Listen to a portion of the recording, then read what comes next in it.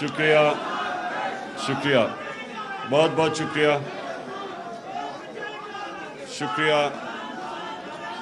بسم اللہ الرحمن الرحیم. ایاک نعبد و ایاک نستعین. ڈاکٹر امجد آپ کا میں شکریہ ادا کرتا ہوں کہ آپ نے آج مجھے موقع دیا مختلف ٹریڈ یونینز کے ساتھ بات چیت کرنے کا. آج میں اپنے محنت کش لوگوں کے ساتھ ہوں اور میں بڑی دیر سے کوشش کر رہا تھا کہ ہم پاکستان کی جو کسان کی بھی تنظیمیں اور مزدوروں کی بھی تنظیمیں اور جو ٹریڈ یونینز جو مختلف ایریاز میں کام کرتی ہیں، میری کوشش تھی کہ میں ان سے ملاقات کروں. اور میں کیوں ملاقات کرنا چاہتا تھا، میں آپ کو آج مختصر پہلے اپنا وجہ آپ کی ملاقات کی بتاؤں گا اور اس کے بعد آگے کا لائحہ عمل آپ کے سامنے رکھوں گا. دیکھیں، جب ہمیں حکومت ملی اور یہ اب سارے اعداد و شمار جو سروے آف پاکستان ہر سال چھپتا ہے، اس کے اندر یہ سب دیکھ سکتی ہیں جو میں آپ کو چیزیں بتاؤں گا. ہر سال پاکستان کی معیشت کے اوپر ایک گورنمنٹ پبلش کرتی ہے جس کو کہتے ہیں سروے آف پاکستان. وہ اس حکومت نے ابھی پبلش کی ہے. اس حکومت کے سروے کے مطابق جب ہماری حکومت ہٹائی گئی اپریل میں، تو اس سے پہلے پاکستان کی 17 سال کے بعد سب سے بہتر پاکستان کی اکنامک گروتھ ریٹ تھی. یعنی پاکستان کی معیشت جس ریٹ پہ بڑھ رہی تھی وہ 17 سال کے بعد 2 سال مسلسل پاکستان کی بہترین گروتھ ریٹ تھی. اس کا مطلب کہ نوکریاں مل رہی تھیں، اس کا مطلب دولت میں اضافہ ہو رہا تھا. جی ڈی پی جس کا مطلب ہوتا ہے کہ سالانہ جو آپ کی آمدنی میں اضافہ ہے، وہ ہمارے تیسرے سال 5.7% تھی اور چوتھے سال 6% تھی. یہ 17 سال کے بعد سب سے تیزی سے ہماری معیشت بڑھ رہی تھی. اور وہ معیشت ہمیں جو ملی تھی، یہ بھی آپ اس وقت کی اکنامک سروے میں دیکھ سکتے ہیں کہ سب سے زیادہ پاکستان کی تاریخ کا بیرونی خسارہ، جس کو کرنٹ اکاؤنٹ ڈیفیسٹ کہتے ہیں، وہ سب سے زیادہ تھا جب 2018 میں ہمیں گورنمنٹ ملی. کیونکہ آپ سب متاثر ہوتے ہیں جب معیشت اوپر جاتی ہے، نیچے جاتی ہے، بے روزگاری بڑھتی ہے، بے روزگاری کم ہوتی ہے. اس لیے میں یہ آپ کے سامنے یہ چیزیں رکھ رہا ہوں تاکہ یہ نہ ہو کہ میں مفروضوں میں بات کر رہا ہوں. میں آپ کو ہارڈ فیکٹس دے رہا ہوں. تو 20 ارب ڈالر کا خسارہ، یہ جو ابھی اسحاق ڈار کو امپورٹ کیا گیا وہاں سے، یہ تب جب یہ فائنانس منسٹر تھا تو 5 سال میں پاکستان کی ایکسپورٹس جو آمدنی لے کے آتی ہیں، جو ڈالر ملک میں لے کے آتی ہیں ایکسپورٹس، وہ 5 سال میں نہیں بڑھی تھی. اور ان کے دور میں تیل آدھی قیمت میں تھا. جو ہمیں گورنمنٹ ملی، ہمارا تیل رہا $100 سے بھی اوپر گیا انٹرنیشنل مارکیٹ میں. ان کے دور میں $50 تھا. تو تیل بھی کم تھا. جو اصل ہمیں مشکل پڑتی ہے پاکستان کو، کیونکہ ہم امپورٹ کرتے ہیں تیل، جب وہ عالمی منڈی میں اوپر جاتا ہے تو وہ پھر ساری چیزیں مہنگی کر دیتا ہے. بجلی بھی، کیونکہ آدھی تقریباً بجلی تیل سے بنتی ہے، وہ بجلی بھی پھر اوپر چلی جاتی ہے. تو ان کے دور میں آدھا تھا. تقریباً $50 کے ارد گرد تیل تھا. ہمارے دور میں وہ 103 سے 115 تک بھی گیا. تو تیل بھی آدھا. اس کے باوجود انہوں نے $20 ارب کا بیرونی خسارہ کیا. اور یاد رکھیں بیرونی خسارہ اس کا اصل تقریباً 35% جو ہوتا ہے وہ جاتا ہے تیل یا پیٹرولیم پروڈکٹس کے اوپر. ہمیں سب سے بڑا خسارہ ملے, ہمارے جو ریزروز تھے وہ تقریباً $9 ارب کے تھے. $9 ارب کا مطلب کہ کوئی 6-7 ہفتے کی امپورٹس کے لیے ہمارے پاس پیسہ تھا. اور ہمارا جو اندرونی خسارہ تھا وہ بھی ریکارڈ تھا, بیرونی بھی ریکارڈ, اندرونی بھی ریکارڈ. اور پھر یہ جو ہماری بجلی تھی, انہوں نے جو کانٹریکٹ سائن کیے تھے وہ اس کو کہتے ہیں کیپیسٹی پیمنٹس. انہوں نے جو کانٹریکٹ سائن کیے تھے وہ آپ بجلی خریدیں یا نہ خریدیں آپ کو بجلی کی قیمت دینی پڑتی تھی. اور انہوں نے جو کیپیسٹی پیمنٹس ہم تھی میرے خیال میں تقریباً 350 ارب تھا جب 2018 میں اب آئے, وہ بڑھتی گئی, وہ 800 ارب پہ چلی گئی, وہ 2023 میں چلے جائے گی 1450 ارب پہ. اب ہمارے پاس وہ اتنی بجلی ہم استعمال ہی نہیں کر سکتے. حال یہ ہے کہ ہم وہ بجلی استعمال ہم کر نہیں سکتے لیکن پیسے دینے پڑ رہے ہیں. تو اس کی وجہ سے سرکولر ڈیٹ ایک اور قرضہ چڑھا ہوا تھا. میں صرف یہ آپ کو اس لیے بتا رہا ہوں کہ ان حالات میں بینکرپٹ ملک ہمیں ملا. پہلا سال بڑی مشکلوں سے ہم نے اس کو سٹیڈی کیا, سٹیبل کیا. دوسرے سال کرونا آ گیا. ساری دنیا کے اندر صدی میں ایک دفعہ اتنا بڑا ایک ایسا ایک بحران آتا ہے, ساری دنیا میں آیا. اس کے باوجود اور کیونکہ ہم پھر انویسٹمنٹ نہیں لا سکے, کوئی چائنا بند ہو گیا, چائنا 2 سال کے لیے بند ہو گیا, ہمارا اصل ٹریڈنگ پارٹنر چائنا تھا. اس کے باوجود ہمارے تیسرے اور چوتھے سال میں نے کہا ریکارڈ 17 سال کے بعد ہماری بہترین معیشت کی پرفارمنس ہوئی اور ریکارڈ ایکسپورٹس کی ہم نے $33 ارب کی. اور بیرون ملک پاکستانیوں کو ہم نے انسینٹیوائز کیا, انہوں نے ریکارڈ پیسہ بھیجا بینکوں کے تھرو $31 ارب. اور کسانوں کی جو ہم نے مدد کی, کسانوں سے کیا ہو رہا تھا, بڑے بڑے شوگر مافیا جو بیٹھے ہوئے تھے یا شوگر ملز, وہ کسان بیچارہ اپنا اس کو اگر ریٹ سیٹ ہوتا تھا مثلا 180 روپے کا اگر ریٹ سیٹ ہوا ہے تو وہ ملز کیا کرتی تھی, اس کو پہلے تو پیسہ نہیں دیتی تھی سال تک, اور پیسہ دیتی بھی تھی تو اس کو وہ کہتے ہیں کٹوتی کرتی تھی, یعنی اس کو 180 کا ریٹ پہ 120 ملتا تھا اس کو. تو نہ کسان کو پیسہ پورا ملتا تھا نہ ٹائم پہ ملتا تھا. ہم نے قانون بدلا, ہم نے فائنز لیوی کیے کہ فوری طور پہ کسان کو پیسے دیں. ہم نے انشور کیا کین کمشنر نے کہ پورے پیسے دو اس کو جو کسان کو. پہلی دفعہ کسانوں کے پاس پیسہ آنا شروع ہوا. جب کسان کے پاس پیسہ اور بھی ہم نے ایک پورا ایگریکلچر ریفارم پیکج دیا. اس سے کیا ہوا, جب کسان کے پاس پیسہ آنا شروع ہوا اس نے اپنی زمین پہ لگایا. تو آخری 2 سال 4 مین جو ہماری فصلیں تھیں ان کی ریکارڈ پیداوار ہوئی, بمپر کراپس ہوئی 4, کیونکہ کسان کے پاس پیسہ آیا. تو ہمارا ایگریکلچر سیکٹر بھی بڑھ رہا تھا. ہماری industry large scale manufacturing industry کتنے سالوں کے بعد 11.5% گروتھ ریٹ اس کی ہوئی. تو اس لیے لارج سکیل مینوفیکچرنگ جب ہوئی, مزدوروں ہماری ورلڈ بینک کہتا ہے کہ ہمارا سارے برے صغیر میں سب سے زیادہ روزگار پاکستان نے دیا اس ٹائم پہ. کرونا کی وجہ سے بے روزگاری بڑھی. آئی ٹی جو فیوچر ہے پاکستان کی ٹیکنالوجی, آپ کو یہ سمجھنا چاہیے کہ دنیا اب ٹیکنالوجی کی طرف جا رہی ہے. بہت بڑا ایک ریولوشن ہے ٹیکنالوجی کی.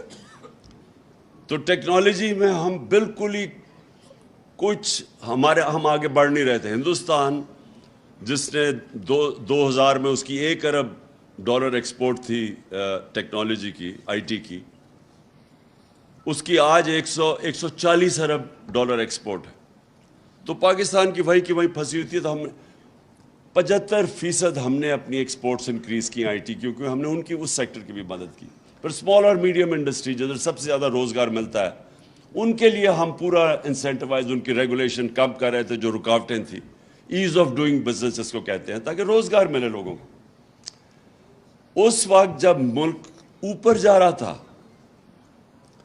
اس کی ہمیں جب موڈیز, یہ جو ایک انٹرنیشنل کریڈٹ ایجنسیز ہوتی ہیں جو فیصلہ کرتی ہیں کہ ملک کی معیشت کی کیا حالات ہیں, اس کے مطابق آپ کو گریڈ کرتی ہیں, B-B+.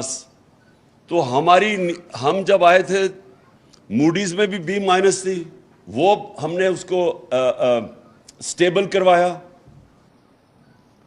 ہمارا فیٹف کے اندر گرے لسٹ پہ تھے, وہ ہماری کاوشوں سے وہ ہم فیٹف کی گرے لسٹ سے نکلے, کیونکہ یہ سب نقصان کرتی ہے اپنی معیشت کو.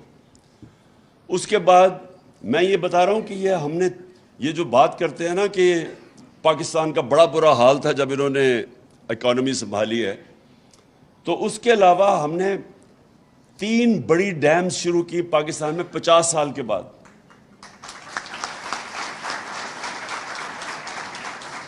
جن کو مجھے افسوس سے بھی کہنا پڑتا ہے کہ وہ سارا رک گیا کام, کیونکہ گورنمنٹ کی اب وابڈا کی جو ریٹنگ ہے وہ نیچے چلی گئی ہے. جب سے یہ آئے ہیں کریڈٹ ریٹنگ نیچے گئی ہے, اب باہر سے قرضے نہیں ملیں گے. تو وہ سارا جو ہم نے اتنی 50 سال کے بعد اپنے ملک میں پانی کے ریزروائرز اور پانی سے بجلی بنانا, جو سب سے آسان صاف طریقہ بجلی بنانے کا, وہ اب رکا ہوا ہے. تو ہم نے وہ کیا. پھر ہم نے پہلی دفعہ یہ جو موسم کی تبدیلی, جس کو جو ایک بہت بڑا دنیا میں مسئلہ آ رہا ہے, یہ جو سیلاب آ رہے ہیں, موسم اب آپ بتا نہیں سکتے, کبھی زیادہ بارشیں ہو جاتی ہیں, کبھی خشک سالی آ جاتی ہے. تو وہ جو ہم نے پہلی دفعہ پاکستان میں کسی نے کیا, ہم نے جو 1 ارب درخت پہلے پختونخوا میں لگایا, اب 10 ارب درخت کا, جو دنیا نے اکنالج کیا, یہ انٹرنیشنلی اکنالج ہے. اس کے علاوہ میں صرف آپ کو بتانا چاہتا ہوں کہ یہ ملک سے کتنا بڑا جرم ہوا ہے کہ وہ جو گورنمنٹ یہ مشکل سے ملک کو نکال کے, بینکرپٹ ملک کو کرونا کے باوجود جو اوپر لے کے جا رہی تھی. اور پھر یہ بھی میں آپ کو ابھی بتا دوں, ہمارے اوپر 2 فائن ہوئے تھے, 2 کرپشن کیسز ہوئے تھے. ایک کارکے کا, رینٹل پاور کا, وہ پاکستان کو 250 ارب روپے کا فائن ہو چکا تھا. اور پھر اس سے بھی بڑا, جو سب سے بڑا تھا, ریکو ڈیک, وہ بھی پاکستان کے کیس فائن ایوارڈ ہو چکا تھا, اور وہ پتہ نہیں تقریباً 2000 ارب کا تھا. دونوں ہماری حکومتوں نے, ہم نے ان کو ریزالو کیا. ہم نے پہلے سیٹل کیا کارکے کا, میں نے ترکی کے پریزیڈنٹ اردوغان سے بات کر کے تو ہم نے وہ ختم کیا. اور پھر ہمارے دور پہ نیگوسیشن میں ریکو ڈیک, جو کہ بالکل پاکستان کو, جس طرح میں نے کہا, اتنا بڑا وہ 2000 ارب کا فائن پاکستان تو برداشت ہی نہیں کر سکتا تھا, وہ ہم نے سیٹل کیا. اس وقت انہوں نے سازش کر کے گورنمنٹ گرائی. اور گورنمنٹ کیوں گرائی؟ انہوں نے کہا جی بہت مہنگائی ہو گئی ہے. مہنگائی جناب پاکستان میں, مہنگائی مارچز کر دی, اور پتہ نہیں وہ 3-4 لانگ مارچز کر دی مہنگائی کے اوپر.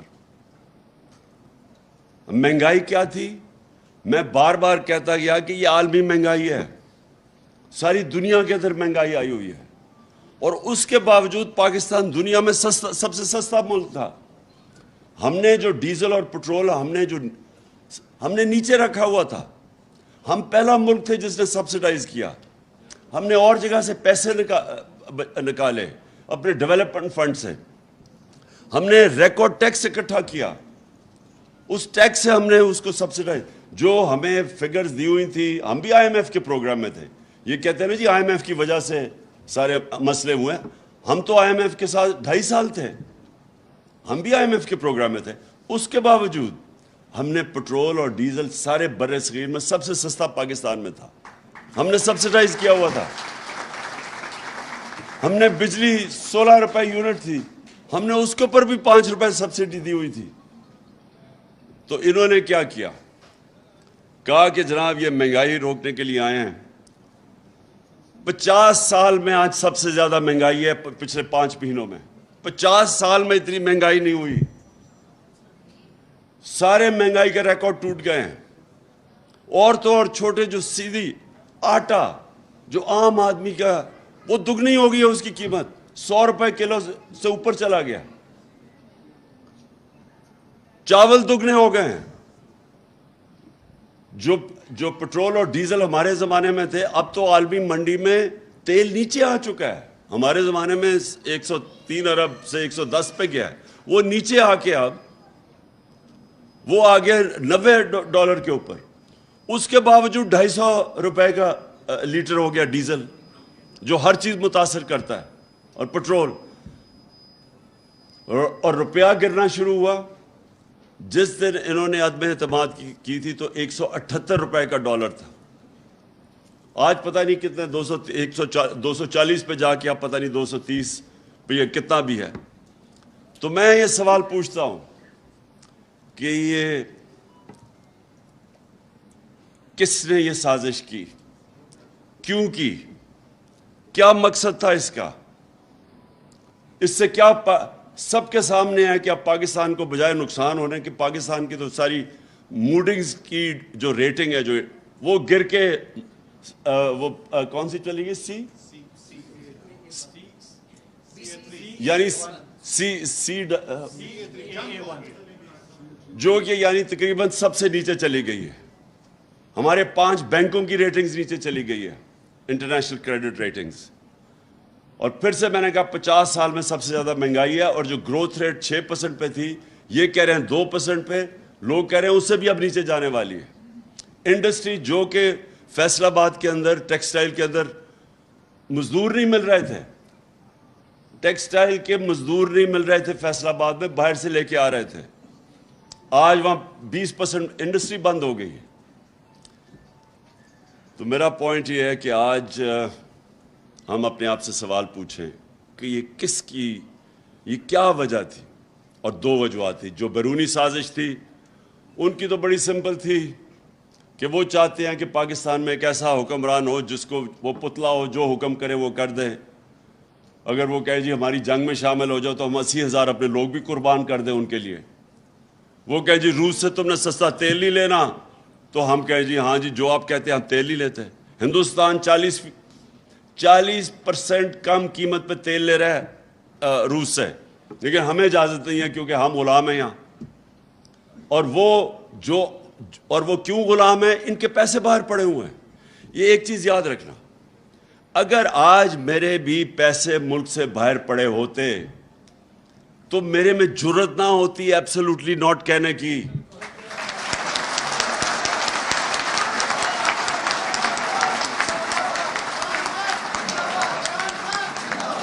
کیونکہ وہ جب چاہے میرے پیسے ضبط کر سکتے ہیں. جب سے وہ روس اور یوکرین کی لڑائی ہے انہوں نے روسیوں کے پراپرٹیز اثاثے ضبط کرنے شروع کر دیے ہیں. تو ان کو بھی ڈر تھا کیونکہ ان کے تو یہاں تو کچھ بھی نہیں ان کا پیسہ جو ان کے ملک سے باہر یہ لے کے گئے ہوئے 30 سال میں. ان کو ایسے لوگ چاہیے تھے. اور ان کو کیا چاہیے تھا؟ ان کے اربوں روپے کے کرپشن کے کیسز تھے. شہباز شریف پکڑا جانے والا تھا, اس کے اور اس کے بیٹے نے جیلوں میں جانا تھا FIA کے کیس میں. جو مقصود چپڑاسی جدھر 4.25 ارب روپیہ چپڑاسیوں کے نام پہ اور نوکروں کے نام پہ آ رہا تھا, وہ سیدھا کیس میں ان کو سزا ہونے والی تھی. FIA کے اوپر اپنے آدمی بٹھا کے وہ کیس ختم کر رہا ہے. نیب کے اوپر اپنا آدمی اٹھا کے 1100 ارب روپے کے کیسز اب ختم ہو رہے ہیں. 200 کیسز ختم ہو چکے ہیں ان کے. ابھی عدالت میں پتا چلا کہ 200 کیسز نیب کے ختم کروا چکے ہیں اپنے. ٹوٹل جو ان کو جو ورتھ ہے کیسز کی وہ 1100 ارب روپے ہے جو یہ معاف ہوں گے اپنے, جن کو NRO ملے گا. اور یہ جو NRO ہے, یہ جو NRO اب مل رہا ہے, اس سے زیادہ اس ملک سے ظلم نہیں ہو سکتا. کوئی دشمنی نہیں کر سکتا اس ملک سے کہ ایک طرف لوگوں کی کمر توڑ دیں مہنگائی میں, ملک کی معیشت نیچے لے آئیں. وہ تو دشمن بھی نہیں کر سکتا. اور ساتھ اربوں روپے کے بڑے بڑے ڈاکوں کے کیسز معاف ہو جائیں اور قانون چینج کر دیں. اب قانون اپنی چوری بچانے کے لیے انہوں نے قانون جو بدلے ہیں، میں اس لیے آپ کے سامنے یہ چیزیں رکھ رہا ہوں. اب انہوں نے قانون کیا بنایا ہے کہ اگر میں عمران خان کے کوئی 1 ارب روپیہ باہر پڑا ہوا ہے برطانیہ میں یا اثاثے ہیں اس کے، اور انفارمیشن آ جاتی ہے کہ عمران خان کے ہیں، انہوں نے قانون بنایا ہے کہ وہ عدالت میں ایڈمیسیبل نہیں ہے، وہ ایڈمٹ ہی نہیں کر سکتے عدالت میں. انہوں نے قانون بنا دیا ہے. اور دوسرا، اب یہ آپ سب کے سامنے وہ میں نے کئی دفعہ فلمیں دکھائی ہیں کہ پہلے وہ مریم کہتی ہے جی ہمارے یہ 4 بڑے بڑے محلات لنڈن میں ہمارے نہیں ہیں. میری تو لنڈن چھوڑو پاکستان میں بھی کوئی پراپرٹی نہیں ہے. اور اس کے بعد جب وہ پینما میں انکشاف ہو جاتا ہے تو 4 سال کے بعد وہی کہتا ہے اس کا بھائی کہ الحمدللہ یہ ہمارے بھی ہیں اور یہ مریم ان کی مالکہ ہے. اب یہ سوال یہ ہے کہ وہ ایڈمٹ کر گیا کہ، اور وہ نواز شریف نے اسمبلی میں ایڈمٹ کیا کہ ہمارے ہیں. تو جب آپ کے ہیں تو بتائیں پیسہ آیا کدھر سے؟ اور وہ کیا کہہ رہا ہے، وہ جج نیب والے سے پوچھ رہا ہے کہ بتائیں جناب آپ بتا سکتے ہیں کہ یہ نواز شریف کا ہے یا نہیں؟ اس نے کہا جی میں نہیں بتا سکتا کیونکہ وہاں بھی میچ تو فکس ہوا تھا، اپنا نیب کا ہیڈ رکھ دیا انہوں نے. اس نے کہا جی نہیں میں نہیں بتا سکتا، چلو جی بری ہو گئے. یعنی دنیا میں ایسا مذاق ہوتا ہے کہ ہر پبلک آفس ہولڈر کے لیے ساری دنیا میں قانون ہے. میں اگر پبلک آفس ہولڈر ہوں اور میرے اثاثے میری آمدنی سے زیادہ ہیں تو میری ذمہ داری ہے بتاؤ کہ پیسہ کدھر سے آیا ہے. میں تو پبلک آفس ہولڈر نہیں تھا جب میں کرکٹ کھیلتا تھا، آج سے 35-36 سال پہلے جب میں نے لنڈن میں اپنا فلیٹ لیا تو میں تو پبلک آفس ہولڈر نہیں تھا. میں تو پاکستان کا ٹیکس ریزیڈنٹ نہیں تھا کیونکہ 6 مہینے میں ادھر کرکٹ کھیلتا تھا، 6 مہینے ٹور کرتا تھا دنیا میں. اس کے باوجود عدالت نے میرے سے جو سوال پوچھا کہ کدھر سے وہ پیسہ آیا، کدھر سے آمدنی، 40 سال پرانے کانٹریکٹ میں نے دکھائے ان کو کہ کدھر سے میرے سے پیسہ آیا. میں نے لنڈن اور وہ فلیٹ بیچ کے پاکستان پیسہ لے کے آیا. یعنی تو میں اس لیے آپ کو کہہ رہا ہوں کہ اگر ایک کرکٹر اپنی ساری source of income money trail دے سکتا ہے تو جو 3 دفعہ ملک کا پرائم منسٹر ہے وہ کیسے نہیں دے سکتا؟ اس کے اوپر تو ذمہ وہ تو سب سے سپریم عہدہ، وہ کیسے نہیں بتا سکتا کہ میری پراپرٹیز باہر کیسی ہے. میری بیٹی، وہ اس کے پاس تو کوئی ذریعہ معاش تھا ہی نہیں کہ وہ اتنے بڑے فلیٹ لے سکتی. تو اس کا مطلب اس کے چوری کے پیسے بیٹی کے نام پہ لے لیے، اور اس کو اگر آپ بری کر دیتے ہیں تو اس کا مطلب کہ وائٹ کالر کرائم کو پاکستان میں آپ پکڑ نہیں سکتے. اس کا مطلب کہ میں بڑا طاقتور چور ہوں اور میں یہاں سے پیسے چوری کرا کے ملک سے باہر بھیج دوں، کوئی مجھے نہیں پکڑ سکے گا. انہوں نے قانون ہی بدل دیا ہے. انہوں نے لائسنس دے دیا ملک کو ڈاکہ مارنے کا، اور صرف اب چھوٹا چور پکڑا جائے گا، بڑا ڈاکو نہیں پکڑا جائے گا جو انہوں نے قانون بنائے. اس لیے میں یہ ساری اپنی قوم کو کہہ رہا ہوں کہ آپ تیار ہوں کہ دیکھیں اس سے بڑی ناانصافی کسی بنانا ریپبلکس میں نہیں ہے، غریب ملکوں میں ایسی ناانصافی نہیں ہے. کسی غریب ملک بھی 10 دفعہ سوچتے ہیں کہ اتنا شرمناک قانون ہم نہیں بنا سکتے کہ اب چوری کو اجازت دے دو، طاقتور کی چوری کو اجازت دے دو. اس لیے میں کال دے رہا ہوں اپنی قوم کو کہ یہ آپ نے، اگر آپ، وہ اللہ کا فرمان ہے، جہاد ہے ظلم کے سامنے کھڑا ہونا اور ناانصافی کے. وہ حضرت علی رضی اللہ تعالیٰ کا قول ہے کہ کفر کا نظام چل جائے گا لیکن ناانصافی کا نظام نہیں چل سکتا. یہ نظام نہیں چل سکتا. تو میں اب آپ کو اچھا، اور سارے آپ یونینز کو میں صرف یہ کہنا چاہتا ہوں کہ دیکھیں اگر ملک میں روزگار ہوگا تو یونینز کے پاس بارگننگ پاور ہوگی نا. اگر بے روزگاری ہوگی جو یہاں بڑھتی جا رہی ہے، اب جب گروتھ ریٹ نیچے گر رہی ہے تو اس کا مطلب بے روزگاری بڑھتی جا رہی ہے. تو جب بے روزگاری اور بھوک ہوگی تو آپ کا تو سارا انفارمل سیکٹر میں آپ کا ورکر چلا جائے گا. وہ تو جو پیسے دے گا وہ اس کو لینے کے لیے تیار ہو جائے گا. تھوڑی اگر 25,000 منیمم ویج ہے تو وہ تو 10,000 پہ بھی کام کرے گا بھوکا آدمی. اس لیے اگر یہ معاشی اس بحران بڑھتا جائے گا تو اب سب افیکٹ ہیں اور مہنگائی بڑھتی جائے گی. اب اس مہنگائی کے اندر مجھے بتائیں, جو بجلی 16 روپے یونٹ ہمارے پاس تھی, اب 36 روپے یونٹ آفیشیل ہے, ٹیکس لگا کے 50 روپے یونٹ پہ پہنچ گئی ہے. ابھی لوگوں کے پاس بجلی کے بل آئیں گے, بتائیں کون بجلی کا بل دے گا؟ جو تنخواہ دار طبقہ وہ تو مارا گیا. سارا تنخواہ دار طبقہ آج اس مہنگائی میں مارا جا رہا ہے. اس لیے آپ نے سب نے, اچھا اگر برا وقت آتا تو چلو سارا ملک مل کے قربانیاں دے. یہ بڑے بڑے ڈاکو اپنے اربوں روپے کے کیسز معاف کروا رہے ہیں اور قوم کو کہہ رہے ہیں قربانی دو. اس ناانصافی کے خلاف میں آپ سب کو کال دوں گا. یہ ذرا حل سب آپ نے کھڑے ہو کے یہ میرے ساتھ حلف لینا ہے. ہاتھ کھڑا کر لیجئے گا. بسم اللہ الرحمن الرحیم. بسم اللہ الرحمن الرحیم. ہم حلف اٹھاتے ہیں کہ ہم پاکستان کے آئین کی ہمیشہ پاسداری کریں گے. ہم پاکستان کی خود مختاری کا اور پاکستان کی خود مختاری کا تحفظ کریں گے. کہ ہم کبھی بھی اللہ کے سوا کسی کے سامنے نہیں جھکیں گے. اور ہم پاکستان کی حقیقی آزادی کے اس جہاد میں آخر تک عمران خان کے شانہ بشانہ جد و جہد کریں گے اور ہر قسم کی قربانی کے لیے تیار رہیں گے. اللہ ہم سب کا حامی و ناصر ہو. بہت بہت شکریہ. آمین.